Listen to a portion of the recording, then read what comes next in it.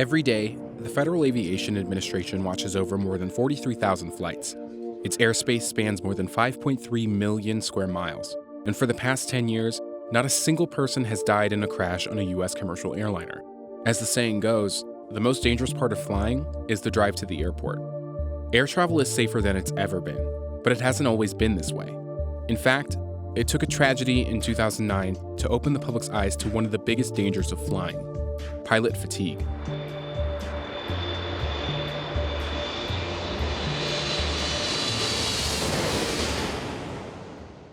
Colgan Air Flight 3407 was en route from Newark to Buffalo when it crashed into a home. The plane stalled in the air just a few miles from its destination. That a small plane has crashed in the Clarence area. The wreckage that remains is right where apparently a house was up until this crash occurred. The plane with some sputtering, and then it stopped, and then there was, I guess best describe it as a gigantic explosion.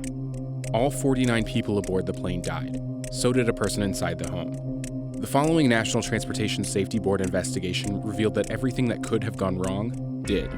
Out of 3407, regulators and investigators who were looking at the crash and some of the causes of it found some lapses. They found that the pilot training was inadequate. They found that some of the conditions in the cockpit, there was a lot of chit-chat between the pilots. The pilots were extremely fatigued. According to the NTSB report, the first officer commuted across the country the day before the flight. The captain logged into the company's computer system as late as 3 a.m., and another crew member reported seeing the captain asleep in the crew room, which Colgan Air supposedly discouraged. While the NTSB was unable to determine just how big a role fatigue played in the crash, it said pilots were likely impaired because they were tired.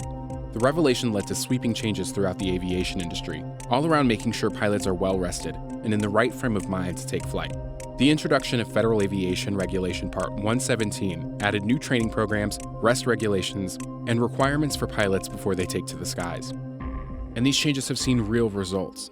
Lawmakers ended up increasing the number of flight hours that pilots need to have to fly for a U.S. airline. So before this crash, it was only 250 hours that a pilot needed to get the license required to fly for a U.S. airline, and that was increased to 1,500. We have readdressed pilot fatigue, and in terms of making mandatory rest rules, ensuring that pilots are fit to fly.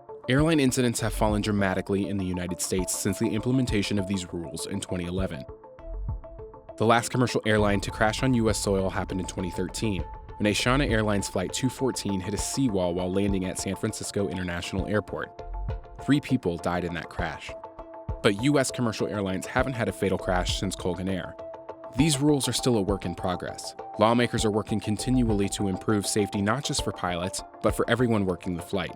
Fatigue is not only an issue for pilots, so in the latest FAA bill that we had last year that passed, it was written in that flight attendants also need rest, because you don't want to have your crew members whose chief job is to ensure your safety to be tired, to be exhausted when they're handling an emergency situation. Those rules only apply to passenger planes though, and with the recent crash of an Amazon Air cargo plane in Houston, that too might change. Though it's still early in the investigation, Atlas Air, the company who hired the pilots involved in the crash, has recently been accused of overworking its pilots by one of its employees.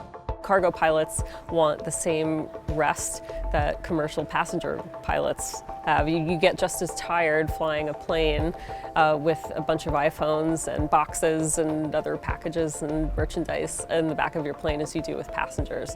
All in all, air travel has never been safer for the average passenger. And since the Colgan Air crash, U.S. airlines have transported about 8 billion passengers without a single fatal crash.